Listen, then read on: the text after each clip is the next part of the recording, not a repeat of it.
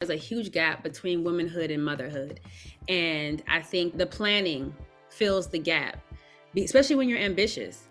Is having a baby painful? Yes. It's part of the experience. And once you lean into it, you really experience not only pain, but power. The point about me seeking that validation, that's what I thought I was supposed to value in life. I was supposed to value other people's opinion of me, how hard I worked, how long I worked. I would pride myself on, you're not going to outwork me.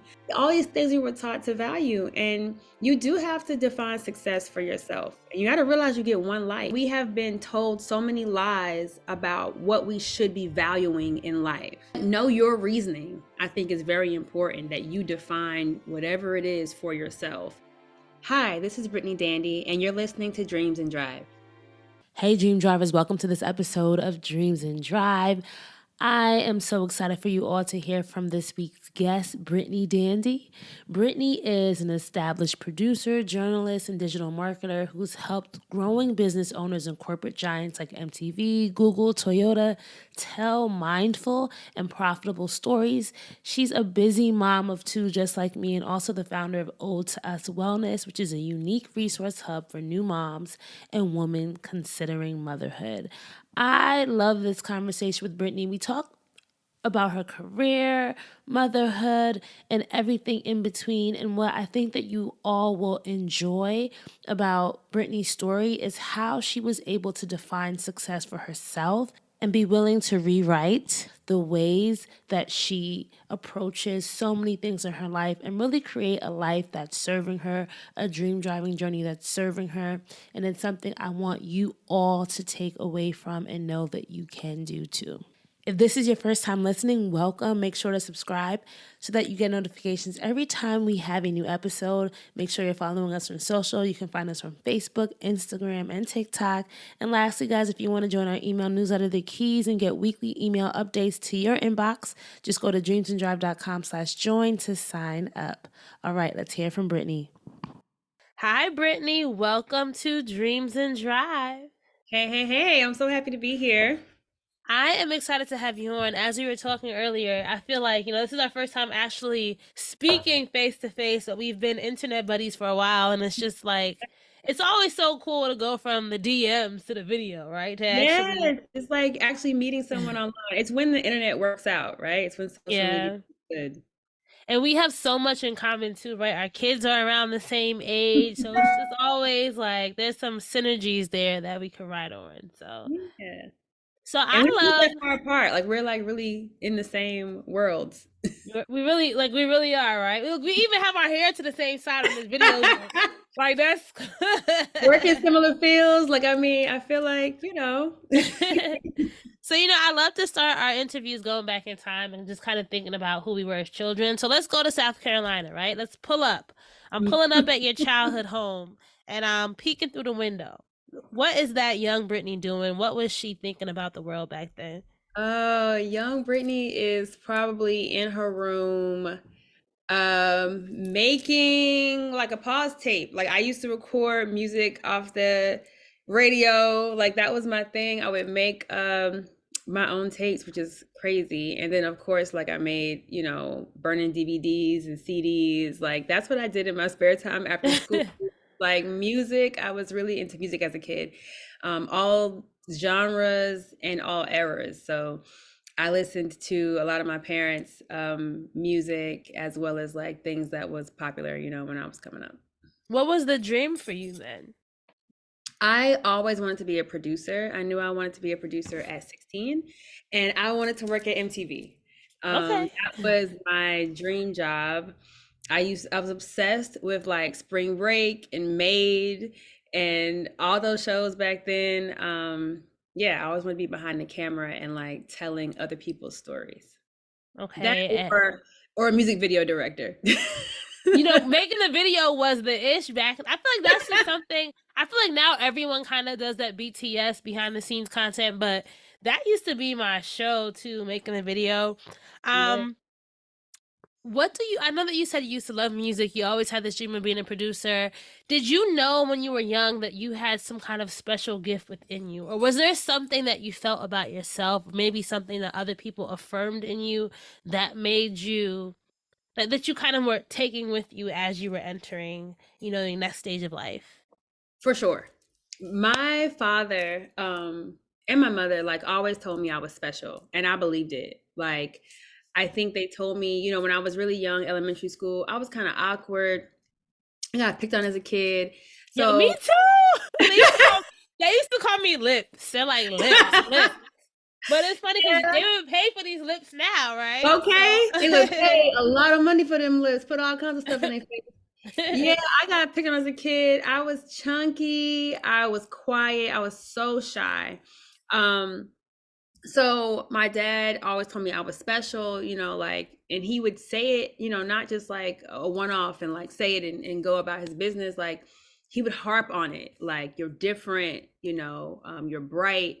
And this was just my whole life. And I think eventually I really started to believe him. And my grandmother used to tell me that I was going to be a model. It was her thing. Every time she was like, and this is, mind you, I'm standing here like chubby, got picked on today for being chubby. And she's like, "You're gonna be a model, you're beautiful." And I was just like, what is wrong with this woman? Like, who is she looking at? And it was so crazy because when I booked my first modeling gig, I was like, yo, grandma, you knew. they be knowing. How did you know? So yeah, like my family was always very supportive of me. And I don't know if it's because they recognize like, I needed that with my self-esteem, or if they just truly, truly believed it, but I grew to believe it too. It's funny now, like thinking about that affirmation that they did to you, right? And you're now a mother and you realize how important it is to instill in your own children that. Like, how do you see that now being a mother? I take words very, very seriously because I grew up that way. Like affirmation is one of my love languages. And also because I'm a producer in that world, I pay a lot of attention to words. And I have like a cutthroat, like when I'm upset, it's bad. So like, growing up, I had to be conscious of like what I said and how I said things to people. And that's become like a very conscious practice for me. So with my children, I'm very conscious of what I say, and I'm quick to apologize because toddlers, you get frustrated. I'm screaming some days, and like I am very, very quick to apologize. And it's one of the things that my parents, they would apologize to me if something was done that was wrong, or if I expressed I didn't like it. um Apologizing was cool in my house. So that's one thing I practice with my children. Were you an only child? Just wondering. No, I'm the youngest though. I have three Okay. older sisters. Okay. Yeah. All right. So let's now travel from South Carolina. We going up, I guess up 95. I don't know how to get there, but we I was going gonna say, look at you, to 85. um going to North Carolina A&T, right? Yes, yes. Okay, I'm North an Carolina actor. A&T. Um, what what did you think life was gonna be like? Actually, let me ask you this: what's the biggest thing you think you got out of college? Because I sometimes wonder about that, right? Like I'm like, dang, I can't even remember college nowadays. I'm like, yo, who were these people? What Yeah. was I doing? But I think the biggest takeaway for me was just like Princeton was a world that you had to figure out what was your place in the world and how were you Mhm, going to make the most of it, right? And there were a lot of things that I think I got tested, but also things I built within myself and just mhm. being able to survive those 4 years. So I don't remember the courses, but I remember the type of person that I was becoming while I was there. If that makes any I sense. can say that too. I think college, I loved college. If I could go back, I would. It is probably one of my favorite times in life. I remember the people. I think like some of my closest friends, I met in college. I think the biggest eye-opening moment was going to, of course, a HBCU, and it being so many kinds of Black people. Growing up in South Carolina, everybody is pretty much the same. So, Mm. um, it was nice to be there with people from all over the country who were into all sorts of things. I remember moving into my dorm, I saw these kids like skateboarding, and I was like, I didn't know we did that. Like where are they from? So yeah, it was those moments, and also like the opportunities that came from being in college. I took advantage of exploring the entire campus and had the opportunity to travel out the country for the first time. I had a professor who took me to Tanzania. So it was just moments like that I was like, this would never happen had I not stepped foot on this campus.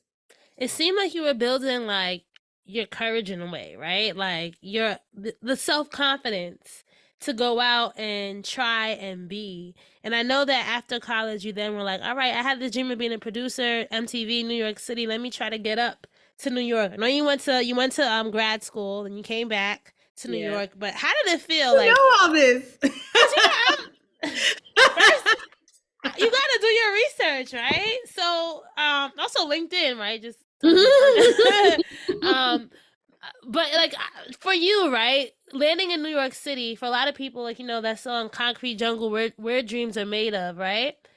Was it a dream builder? Was it what you thought it was gonna be? Oh yeah, I definitely came here with that dream builder mindset. Like I came here wanting to live every bit of every lyric we'd ever heard, about New York. Like I interned in New York at NBC. That's my first sort of professional experience in New York City. My family's from New York, so I had visited before. I knew I wanted to live here, but professionally that was the first time. And unfortunately, I left NBC with no job. Like I was a, great intern, but left with no job, and it was disheartening. I left there. I traveled a bit. I went to Tanzania with my professor, and it was like, I'm going back. Like I have to figure out a way to get back. So applied to grad school, and that was 1 year. I did that, one of the best J schools, in the world. And I was like, okay, I got that under my belt. Now, maybe it can happen. And it did. And the second time I came back to New York, like I literally overdrafted to get back here. Like the plane ticket was like a negative. Dang, New York was that? You want to be here that bad? It's not that. I wanted to be here that bad, girl. I swiped that card quick because, my professor called and was like, we have a job for you. They have a job. If you can get there, you can have it. And I was like, say less, like I am going. But I was that kid, like, I stood outside of 40 Acres and a Mule for hours once, just waiting to meet someone, knocking on doors. Like that was me. And people appreciated it. Like that was how we did it back then. I don't know if people still do that now, but like if you didn't knock, you wasn't gonna get in. So I had that, that mentality. I was built for New York. I love that. And once you said if you didn't knock, you didn't get in. So you got in, right? Because you've had a very flourishing media career. What did you realize once you were in? I realized that being in doesn't mean you get to stay. I walked into a lot of places. Like you said, like my resume on paper is stellar. I've List worked the at names, girl. Name drop. Well, I mean, the big one, right, was like landing MTV, landing Made. I was there for the last couple seasons of Made, and that was a dream realized. Literally, I used to sit at home as a teenager and watch Made and want to work on that show. So to be hired to work on it was everything I thought I wanted. I met an EP there who then took me over to MTV News, and I really thought, like, Mama, we made it. Like, this is guns blazing. Like, I'm not going home. And I remember like crying in the bathroom there because I was afraid every day that I was going home because I didn't Dang. know really what I was doing and I didn't know how to ask for help. I didn't want to let people know I didn't know what I was doing. And there was no mentorship. Like though she had brought me with her and I was grateful, she wasn't really a mentor. She just liked that I was, I was quick, I was dependable. So she brought me with her, but that was a very stressful job. I had never been so thankful and also so stressed, all at the same time. Oh man, that can be tough because for a lot of us, it's like you think you when you get it right, you're like, all right, I got it, but now what? And Yep. was it a case of it wasn't what you thought, or you just weren't prepared, right? Like, I think it was a mix. I didn't know what to think to be in a newsroom every day.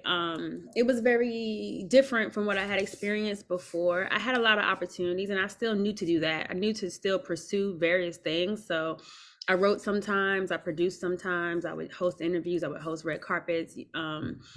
But still, I didn't really know. I didn't feel like I knew what I was doing. I felt unprepared. And sometimes if you feel unprepared, it can overshadow what you actually do know. Because I probably did have the skills enough, like to really make it work. I probably didn't need to be that stressed.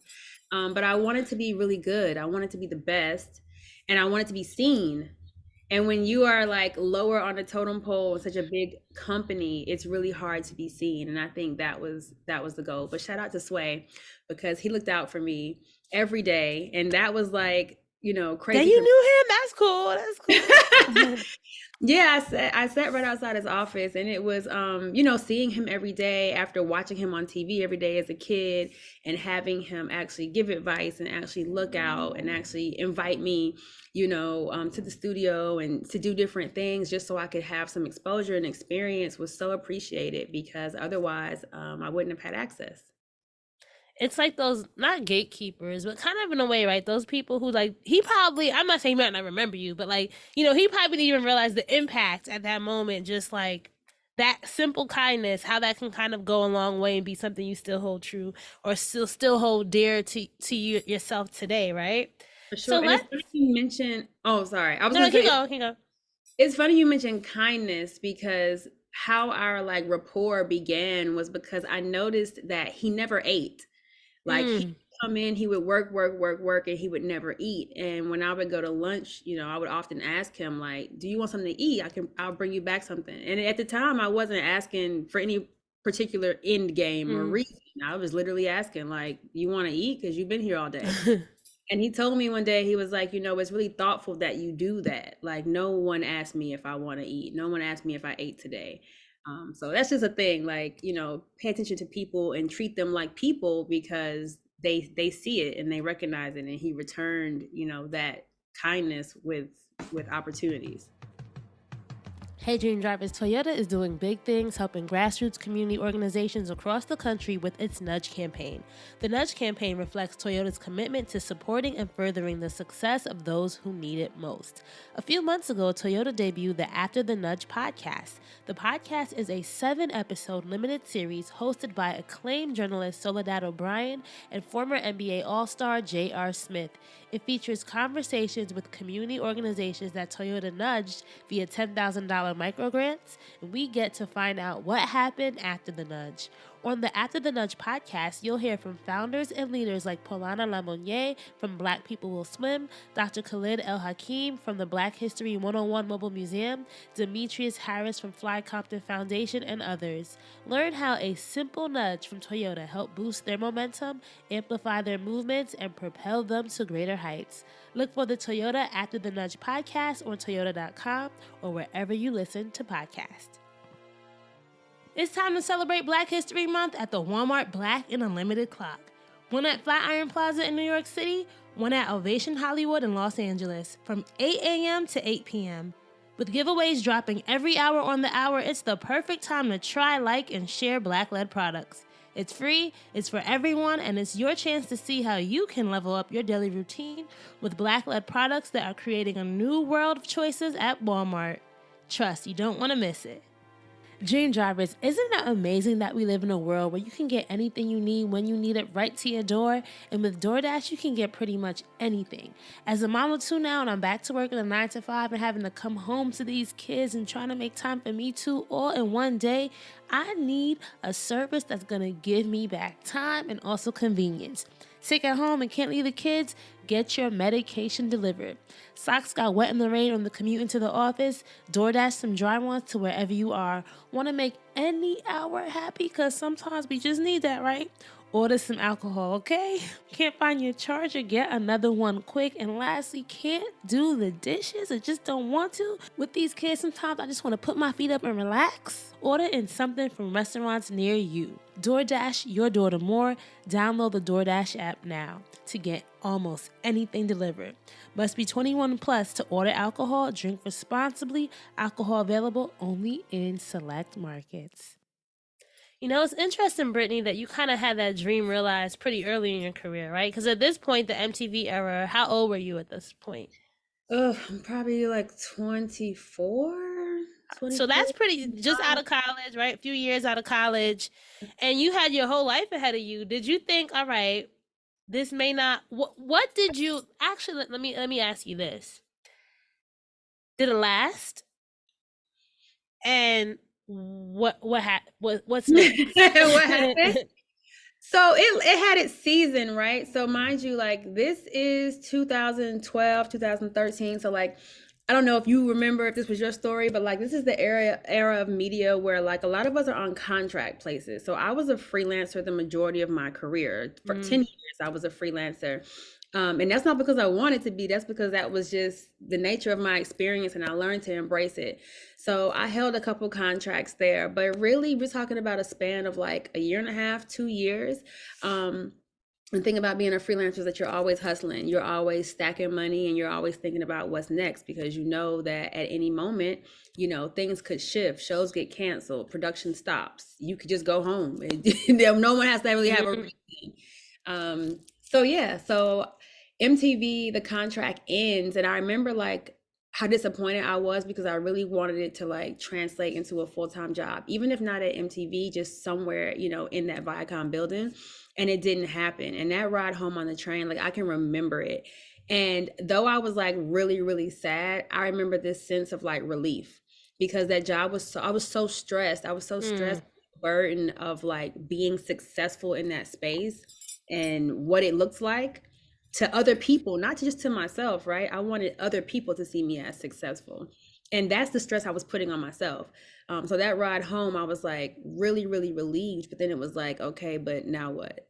Like. Why do you think you had that strive for being successful and being validated by other people too? And I say that because you said that in previous interviews too, right? There's this like theme of wanting to be successful and this drive that you have within yourself, but it could be, you could play it both ways, right? It could be for good, for the better, or for the worse, right? Mm-hmm. Yeah, I think it was the fact that I had taken so many risks. Like a lot of people told me not to come straight to New York at the beginning of your career, to try smaller markets before coming here. And I was just like, no, I landed the internship, to get my internship at NBC. I told them like, if you had to be a junior. I was a senior when I applied. And I was like, well, I won't graduate. If the only stipulation is me being a student, I'll remain a student, because I realized that getting into that building was more important than like me walking across that stage at that very moment.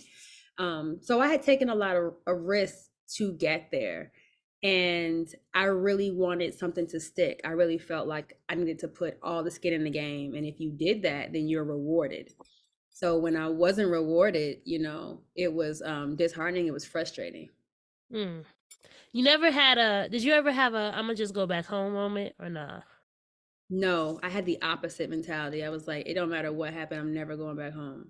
I'm not going home. And I think that's the pressure. I think that's the pressure that is probably the unnecessary pressure, right? Like in those smaller moments where the pressure probably wasn't even needed.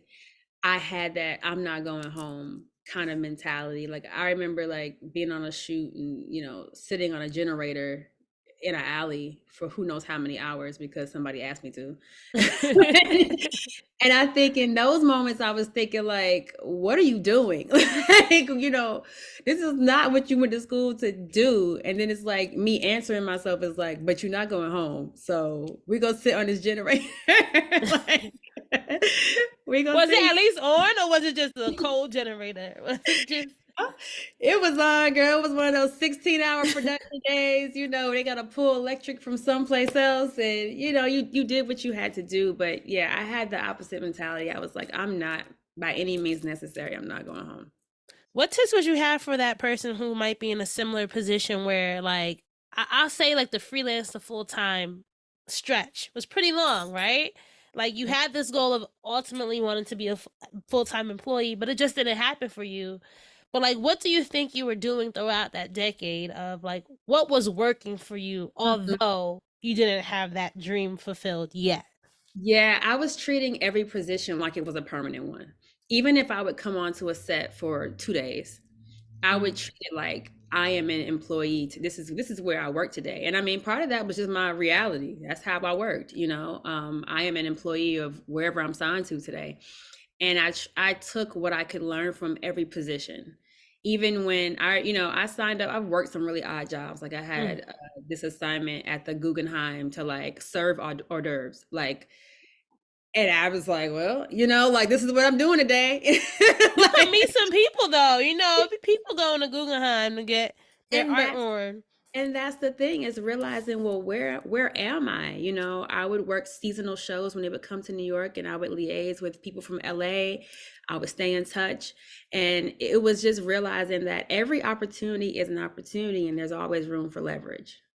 I like that. I want to fast forward just a bit, and then we're going to have to rewind a little bit to how you actually got the full-time job, right? And then we're going to talk about motherhood. So talk to me about how that transition to actually getting full-time went. God. I know it's a story, right? And the reason why I want you to talk about that is because sometimes things don't happen the way that you think they're going to happen, right? And like the No. blessings can come in all sorts of packages.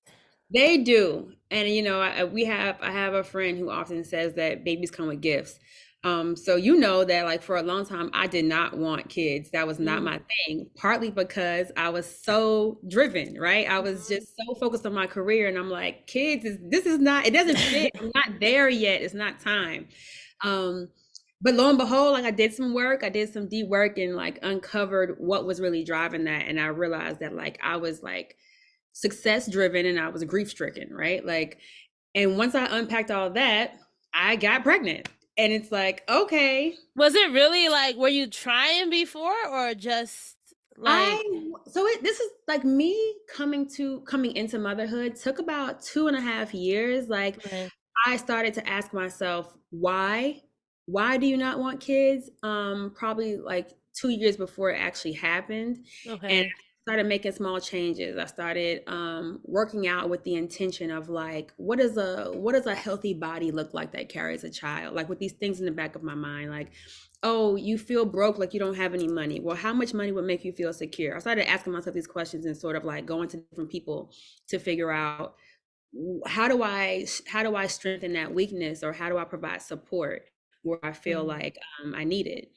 And you know, once the baby, well, when I got pregnant, I was working at Google. I was on contract, and that was going good. I had the same motivation of, like, trying to stay in house. I was learning all sorts of new corporate things. Um, and then the pandemic happened, and I was laid off. Of course, all production stopped. So I was working on some really big production projects that I was so hype about from our portfolio. And COVID knocked all that out.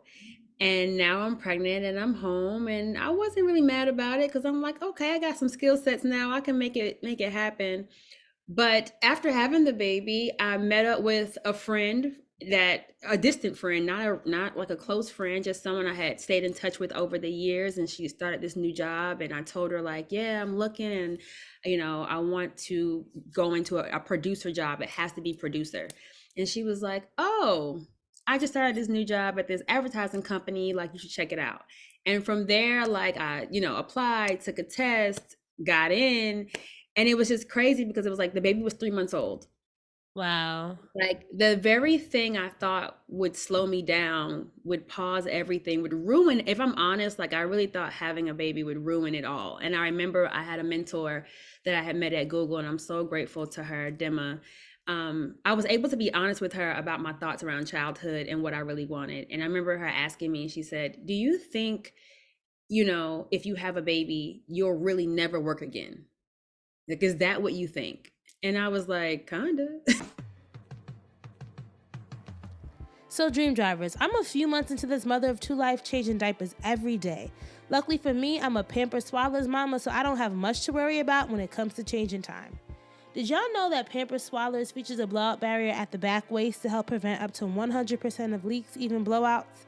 So I can rest assured that I will have superior leak protection while keeping my baby skin healthy and dry. And listen, need a hot baby shower gift for parents to be in 2024? Gift an online diaper fund with Pamper diaper stashes so you can gift a diaper stockpile that never has to run out.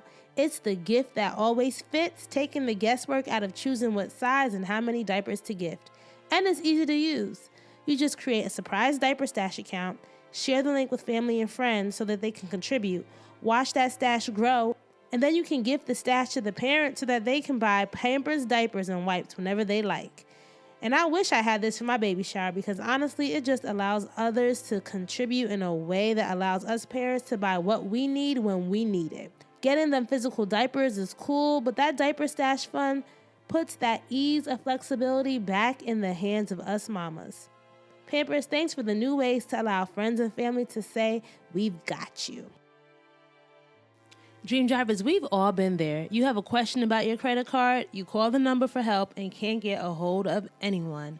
If only you had a Discover card. With 24/7 US-based live customer service from Discover, everyone has the option to talk to a real person anytime, day or night. Yep, you heard that right, a real person. Get the customer service you deserve with Discover. Limitations apply. See terms at discover.com/creditcard. This episode of Dreams and Drive is brought to you by McDonald's Best Burgers Ever. McDonald's classic burgers are hotter, juicier, and tastier than ever before, so much so that Hamburglar is on the loose. The patties are cooked to juicy perfection, the cheese is perfectly melted, the Big Mac sauce has more special sauce in every bite, they're topped with a pillowy, soft golden bun. These are truly McDonald's best classic burgers ever. Or in the words of the Hamburglar, robble robble. Grab McDonald's Best Burgers Ever before Hamburglar does at a McDonald's near you. But I think that's something to unpack, because I think there's a lot of myths about motherhood that we just get hit with all the time. I used to hear it like, you'll never be the same after a baby, right? Or like a baby could ruin your life. Like you hear so many, or even just, I think for me, it was like when I was younger, my mom had put this fear of teenage pregnancy in us. She was like, if you get pregnant, I'll give you $2 in a basket. And I'm like, and in my head, I'm, thinking about it in reality, like, what? Like, it makes no sense. But it's just this idea of pregnancy could be a bad thing, right? I mean, of course, I feel like teenage pregnancy does come with a lot of, of stress, right? But people make it happen, and it sometimes changes people for the better. I was not a teenage mother, so, I didn't have to have my mom give me $2 in a basket. But still, there is just this innate fear. But I think it also just goes to motherhood not being supported in this country. Like, the whole idea of entering into parenthood, it's like, we need mothers, right? Yeah. The world cannot keep going if people do not become mothers, right? But at the same time, we're not supported, or it's just this whole myth around motherhood that's just ever going. And from There's so much. From your youth, like you said, I spent most of my time trying to prevent pregnancy, and that was always the narrative. It's just like prevent pregnancy. It was never make a plan for pregnancy when you decide that's for you. Which is what I felt the gap was. Like there's a huge gap between womanhood and motherhood. And I think that the planning fills the gap, especially when you're ambitious. I just didn't know where it fit in my life if I wasn't deemed successful by societal standards. And by societal standards meant that I had a salary and that I had insurance and, like on my way into a potential home. And I just had to start redefining what that success meant for me, because none of those norms really fit. Hey Dream Drivers, this episode of Dreams and Drive is brought to you by Mickey D's. So you guys know a full cart of what you want in the Mickey D's drive-thru is just the right amount of chaos. So I've had times where me and my girls have been out, had a fun night, and a night is never complete without pulling up to Mickey D's drive-thru, right? And you're all in the car and you're trying to figure out, hey girl, what you want? And everybody is either ordering some McDonald's fries, you gotta get a McDonald's McFlurry if you want. And also a warm chocolate chip cookie. That's my go-to order, right? So I have all these great memories of just being in that McDonald's drive-thru with my friends and just being able to end the night on a high note. And one of the things I love about ordering late night at McDonald's is you will not be breaking the bank, right? So it's just the perfect way to end your night. Everyone's got their own Mickey D's moments. Go on and make more delicious memories. Yeah. So what were some of those tangible steps that you took in the preparation for motherhood, right? And I know you talked about you had to do a lot of deep work, like you felt like you were operating in grief. Was that from losing someone? And like, how do you think working through that helped you really work through some of that, helped you get to the next step? Yeah, I think the first thing I worked on was the physical body. Like, fitness is really important to me. I hopped into fitness. I was caring for my mother and my father. They both were sick, and I was caring for them alongside my sisters while I was in grad school. And I really fell into the gym, and like that was where I would just work all things out. Um, Mm-hmm. so I lost my parents at the age of 26, and just fitness just still became my thing. Like it just stuck with me. I realized you only get one body, and I really felt strongly about taking care of it. So I started to want to know more about carrying a child, and what is the best physical shape to be in to carry a child. And I did all this core work. I did a year of weightlifting. So that's how it started. And then I started to unpack other things. When I asked myself, well, why don't you want children? I realized I've been caregiving for so long. I've been caregiving for 5, 6 years. Mm. I didn't want to caregive anymore. I didn't even think I had anything left to give to a child. So it was realizing the role that grief played in my life, and it was driving a lot of my decisions. You know what I also love about your story, and this is just, I think, I don't even remember how we first connected online or Instagram, is the idea of the care that you also knew you wanted once you got pregnant. Did you know that you wanted to follow the midwifery like model of care and have a home birth from the jump, or was that something that you found out after being pregnant? Mhm. I knew that I did not want to birth in a hospital based on an experience that I had when I was like 16, 17 years old. I was at a birth with one of my cousins, and it was just horrific. It went horrible. And I was like, Wow. I'm not giving birth in a hospital. So I thought it would be more of a birthing center situation. But then I gave birth during a pandemic, and I wanted this really like individualized care. And they let me know that like the best way for me to get that would be through doing a home birth and having dedicated midwives. So I was open to it because I knew that like a hospital birth wasn't gonna be an option for me. So yeah, now I've had 2 home births. Kudos to you. I had one hospital birth and one birthing center birth, and they're just so different. I feel like once you go back, once you go birthing center, once you go intimate, I'm like, dang, like how could anyone give birth in this little teeny weeny hospital bed and just be confined to this one little space, right?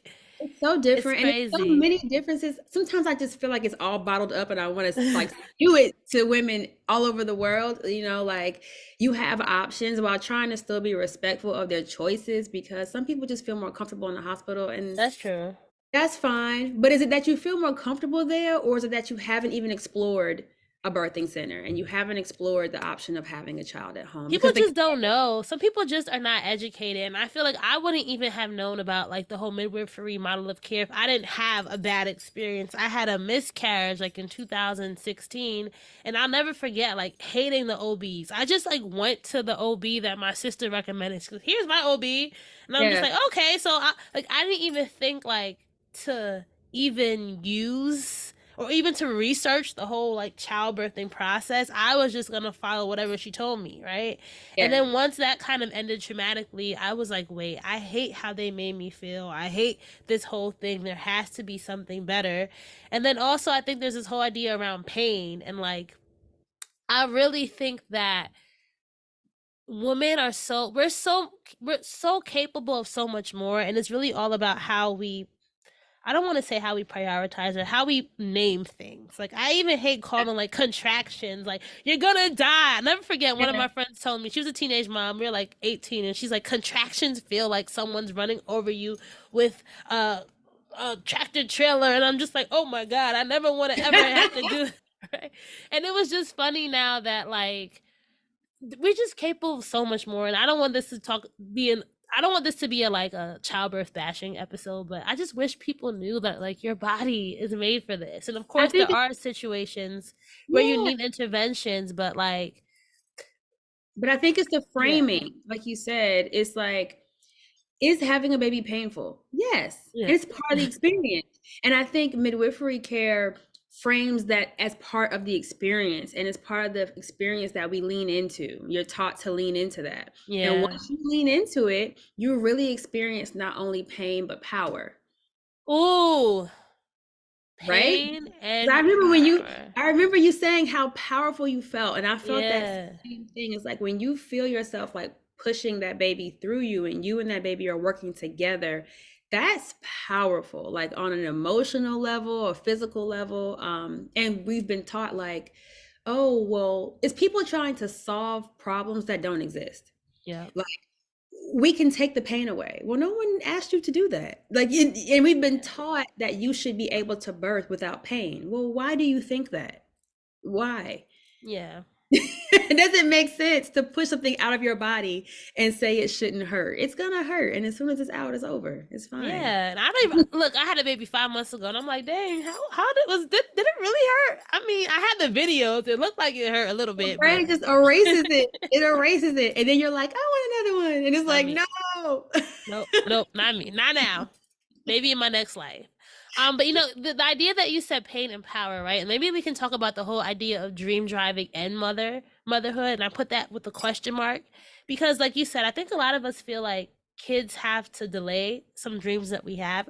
How has been your experience being a mother and still being able to build and accomplish in other areas of your life? It's changed things at 360 for Mm-hmm. the best. I think what it feels like to me is that the life before children uniquely prepared me for the life I'm living now.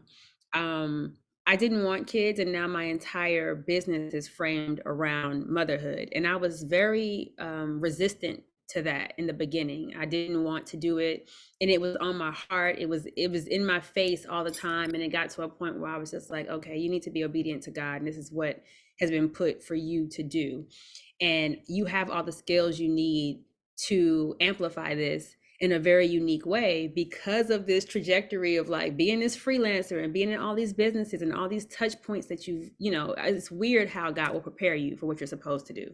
And it's made me utilize my time a lot better, right? Because I don't have much time. So I have to be very intentional about my time. I have to be very strategic. I move a lot faster in the sense of like what I want to pursue. I don't think about the little things. I'm much quicker to go after the bigger things because I don't have a lot of time, and I need every effort to be intentional and have a decent result. So I think, being a mother has made me even more strategic than I already was. And I love the word leverage. It's Mm-hmm. like I've been able to leverage motherhood in a very unique way that did not feel bad. Like, I was not someone who wanted to build a legacy off my kids or looked at my children like a legacy. That just wasn't, Or I a didn't, paycheck, right? Like, I'm about to pimp you out yeah, on the internet. yeah, like I didn't really resonate with the whole legacy conversation. I felt like I'm my legacy, like I am okay if I should go and people just talk about what I did. They don't got to talk about who I left. But that could also be because of like, your whole drive for that validation and the success and like, like Yeah. wanted to make your mark too, right? It could be both ways. Yeah, it definitely could be. And now it's like 360. Like, now I got my kids are like front and center, and I take them everywhere, and it's photo shoots with my baby. But I love it because now my life is intertwined, and that was something that I did want. I did want a life where like my personal and professional life was sort of blurred in a good way, in a way that meant I'm with my kids as much as I can be, and I'm not Mhm. away from home. So like I had to let go of some of those old narratives that I thought I wanted. The idea of being in this C-suite or being an EP and like working 80 hours a week. I was okay with all of that. The idea of all of that in my 20s was like, that's fine. That's part of the job. I would never now. Cause Like, it's funny that you say that because I had to say this to myself. I was like, what's my goal with working, right? Like, and I say working as in working for someone else. I think I have two goals, right? Like, I enjoy being an employee, right? I work in Paramount. I enjoy the work that I do, but sometimes I do wonder, like, if I never become like a SVP, right? Will I be okay with that? Like, what is happiness? What does success look like for me? And I think motherhood has really made me rethink the things that really bring me joy. Like, it's crazy, but I don't want to say it's crazy. I'll just say I enjoy like seeing my children learn and grow, right? And sometimes for me, the trippy part is like, am I holding myself back by saying I want to be there for my children. You know, does that make sense? Like, it's this thing because I feel like, especially as a Black woman, like you should want to be like, there's this thematic of like successful Black woman, right? Mm-hmm. And it's like I want to be there for my kids. Like I want to, when they're older, go to their games or be there for their stuff. And like, as I can see in the corporate world, like sometimes it's, if you want to, you have to choose. And it's like, dang, like why do I have to choose my children over work? And my children will Mm-hmm. always be my children. This job won't always be my job, right? No. So there's And this constant. it's about resources and access that help create ease, I believe. Yeah. You know, Okay. I think Talk to that us. I was reading something earlier and it was talking about motherhood is trash and like, some women make I motherhood trash. hate those shows. I hate those stuff. Like, come on. They were like, I love my kids, but motherhood is trash. And like, we over glorify it. I think like anything else, right? It can be glamorous and we can enjoy it, and then it can suck some days. Like that's anything. That's a job, that's kids, that's your relationship. Like it's not gonna always be great. I don't think motherhood is trash. I actually enjoy motherhood. Like I did not know joy until I had my children. And I can say that and I mean it like as dramatic as it sounds. Like my kids changed my life. I had never experienced joy. And I'm so thankful I gave myself the option to reconsider because I too enjoy my babies. Like I was saying the other week, I would, Saturday night, I used to be out in the city having a good time, industry parties, all these things we used to go to.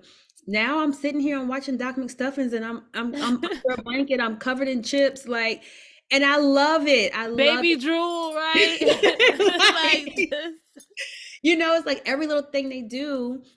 And I think it's not about parents being wrapped up in their kids. And it's like, oh, my baby's walking. And people joke about these things about us being wrapped up in the nuances and the details.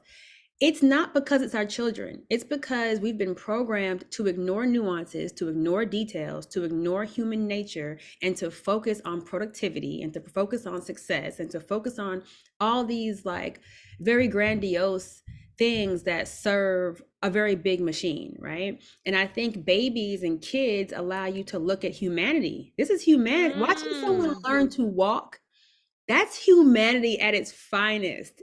And I think it's not just parents who can appreciate those moments. You got people that sit around and watch birds, right? It's the same sort of appreciation. It's like, it's life. And we have been told so many lies about what we should be valuing in life. And it's, like that's to the point about me seeking that validation. That's what I thought I was supposed to value in life. I was supposed to value other people's opinion of me, how hard I worked, how long I worked. I would pride myself on, you're not going to outwork me. And it's like, sis, I'll let you outwork me tonight. Okay. Where's the competition? Like, all these things we were taught to value, and you do have to define success for yourself, and you got to realize you get one life. And I think that is what sparked me asking myself, why? You don't want kids? Cool, that's fine. Why? And that's all I wanted to answer for myself, is the clarity of why. I wasn't trying to convince myself to do otherwise, and I'm never trying to convince any woman to do anything. You have the right to have no kids. I work with women who are child free by choice. But know your reasoning, I think, is very important, that you define whatever it is for yourself. And that comes with like some really like intuitive work. And you mentioned something earlier about, having access to things that would help like ease the load of motherhood. What are some of the things that you've invested in and some of the things that you make sure you prioritize so that motherhood can still be joyful for you? Yeah, I think initially I knew that I wanted like individualized childcare. I knew I wanted a nanny. I didn't want to do the daycare situation. And even before that, right, I knew that a lack of finances made me very uncomfortable.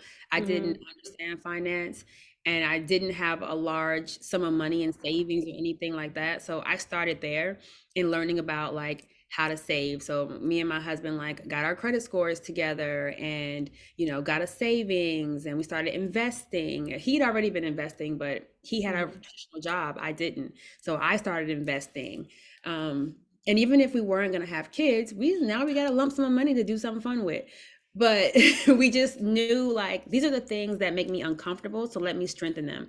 And we saved like upwards of 100K together before having our first child, and we designated like 30K of that for a nanny for the first year. So when she was born, like the nanny was paid for. We knew we were going that route.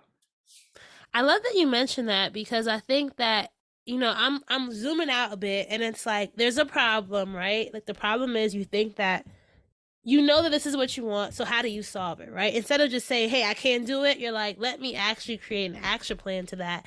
And I think we can do that for all areas of our life, right? Like if there are things that we want to accomplish, sometimes just being practical about what are the things that you have to do if you say you really want this, right?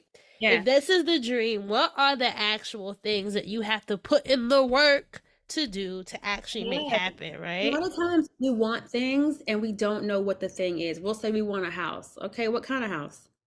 People say they want a car. What kind of car? Okay, you want a Tesla. How much does a Tesla cost? I don't know. Then how you gonna have and then being real about like what does it actually take to do it, right? Like, all right, you say you don't want to put your kid in daycare, so you want a nanny, and nanny's gonna cost this. You have to actually take the idea and actually make it like, what am I trying to say? Not take the idea. Like put the I'm trying to insert phrase here for what Raina's trying to say, but like you get what I mean, right? Yeah, you have to have a plan. Like I didn't know anyone who had a nanny. Oh, I'm not. No, that's not true.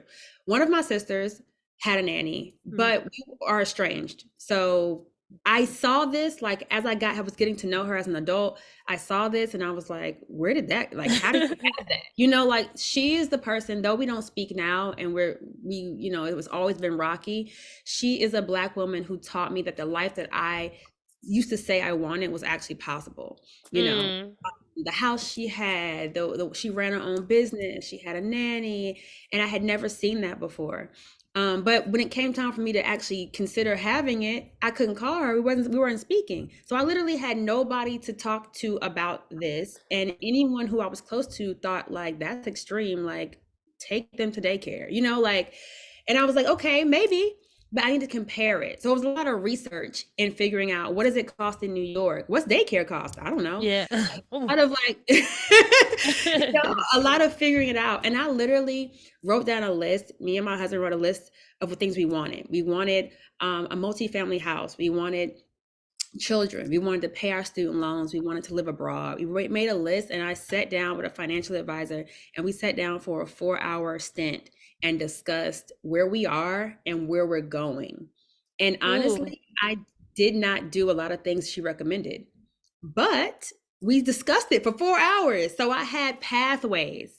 And that's what I try to explain to people. There's no one here to tell you exactly what you need to do. You got to decide what you need to do. But you do need to be aware of the possibilities. And that's what came from that meeting. And I think too, something I heard, what I took from what you said is like also taking the taboo out of a lot of stuff, right?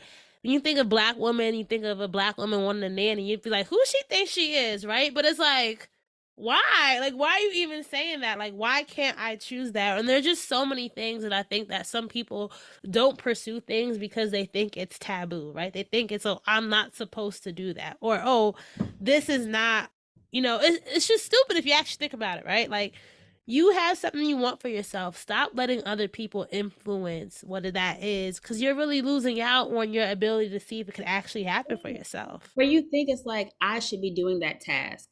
Like I'm not getting a housekeeper. I should be folding my own sheets. I should be raising. You need your time. You need your time. And it's like, girl, you're gonna have plenty of sheets to fold. You've been folding them for 30 years. Like I've been folding for 30 years. If I never do laundry again, I'm good. Like, but like people who don't want to cook, like maybe some people just allocate.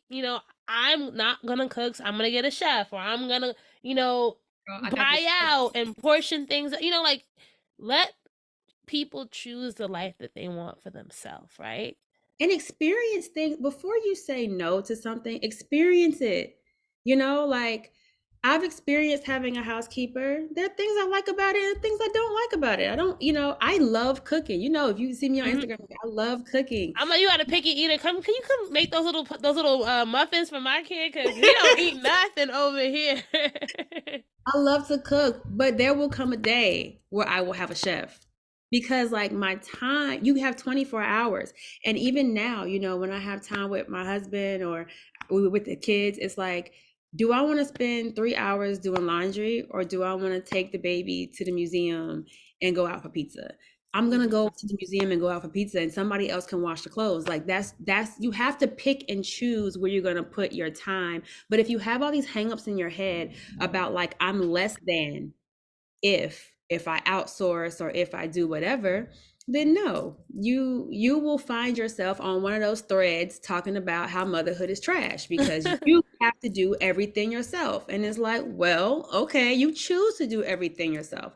And if you know historically how we move as a culture, no one's ever done everything themselves. That's us in the modern day, right? Because back in the day, I mean, like, did you ever think that you'd be your own, like your own boss, right? And how has that been? I always wanted my own thing on the side. I mean, I thought it would be a production company or something like of that nature, like social media management company or something like that. Um, but I leaned into a lot of professional development for women of color because of my experience as a freelancer. So, as a freelancer, I didn't have access to any professional development. Everything that I would look up would cost money. And then if I was at a company for a stint and they had an opportunity, I couldn't participate because I wasn't a full-time employee. So I noticed this pattern and I was like, I'm going to do something for me and women like me who are either freelancing, going from job to job or whatever, and they need to feel successful, right? So I started the Success Supper, and that was sort of like the first thing that ushered me into professional development in a very like formal and fancy way for women. Oh, that seems dope. I like the name Yeah, Success Supper. It's a it little was like like, tongue twister. my gift to them to say like you're successful because you're here, because you are, no matter if we are clocking in and out or on contract or whatever. So that's sort of how it started. And then I started providing like branding services to women and helping them amplify their value and articulate who they are and their transferable skills. So all of that prepared me for the work I do at Ode to Us because now I just do the same thing but for a very specific audience. So it's new moms and women who are considering motherhood. And considering can mean you're not pregnant, you're not partnered, but you're considering pregnancy in the next 3 to 5 years, and we can help you prepare.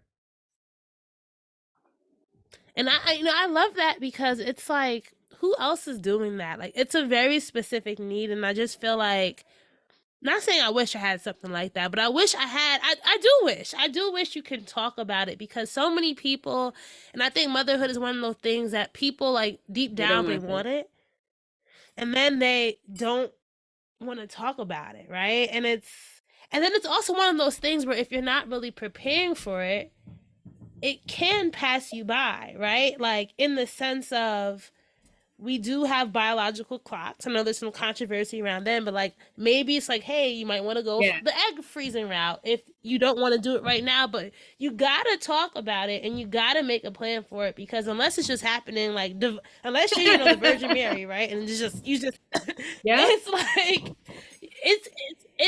it could be something that And that can take a while for it to And happen for that was some the people. conversation. So I told you when I was at Google, I met a woman named Dema who became my mentor. She became a confidant, really, the first person I spoke to about like, okay, I could want kids, but this, that, and the third.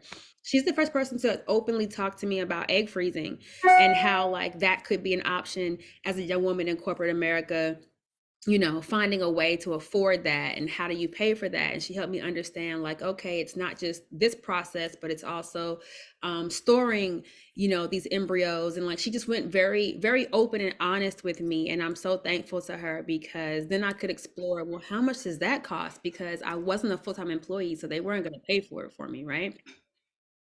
Yeah, and then the insurance too, like And whether I you did, had it, and whether you don't, it's I had just Obamacare, girl. It was not going to come. So, it was like having a space to talk about that. And she was probably only like 7, 8 years my senior. But that was a jump for me. She was a VP, so she understood trajectory. Where can you go to have a conversation that says, hey, yeah, I still want to be a VP, but I also want a baby, or I want to freeze my eggs, or I'm having fertility issues, or whatever the case may be, there aren't many spaces to have those conversations. And I knew that because I was very open with people about not wanting children, and they made me feel horrible. Like, what is wrong with you? That's so selfish. Well, if I said I wanted 9 babies, you say I was delusional. So, like, which one do you want? Mm. You know what's funny? And I often like not laugh, but I sometimes like giggle in my head whenever I see her now. So I've been following Yes. my leak. You know my leak, right? I follow her for a long time. I remember she used to be of the gang, like team no kids, like right? And now she has this beautiful like my leak and mama's community, and she seems to be thriving and loving motherhood. So it's like allow yourself to allow your dreams to change, right? And that could be a theme of just like things can change, and maybe you don't want something because Haven't you just explored it. haven't really had And the that's why, conversation I about feel like it. with Ode to Us, the thing that I try to drive home to women is like self exploration. Self exploration is a process, and it's Mm, an intentional process. It doesn't just happen. I could have gone on for years never asking myself why. I could have just said I don't want kids and left it at that, right? Like, I think yeah. you have to be exploratory so you can figure out what you do want and what your options are. And nothing is concrete. You have the right to change your mind. Yep. What work do you think is still left to be done in the motherhood space? Like, I can start it off a little bit here because we had this conversation about like the return to work. So, maternity leave and returning back to work, and gave me some tips on just how to have some important conversations with my manager. Like, there's still so much to be explored, right? There's still so much work that, especially when it comes Yeah. to working moms and motherhood and how we navigate that. But from your perspective, what more is still Yeah, out I think there it's to the be done? integration of like motherhood into career and into our everyday lives. It's like it's not a big deal when you meet a mom, but when you meet a woman who is not a mother, who is saying this is what I want to do while she's also climbing a corporate ladder, it's still very taboo. And there's nothing that really ushers you into or out of those spaces, like you said, with maternal leave. It's like there was nothing that offboarded me or onboarded me back into the space, and everything was very abrupt and jarring, and I was kind of just being like pushed this way and that way, and while also trying to breastfeed every Yeah. 2 hours. And it's a lot. Family leave in general, I think, just needs a. And I Ooh. feel like for me, our goal is to turn family planning on its head. Like, family planning is more than just contraceptives.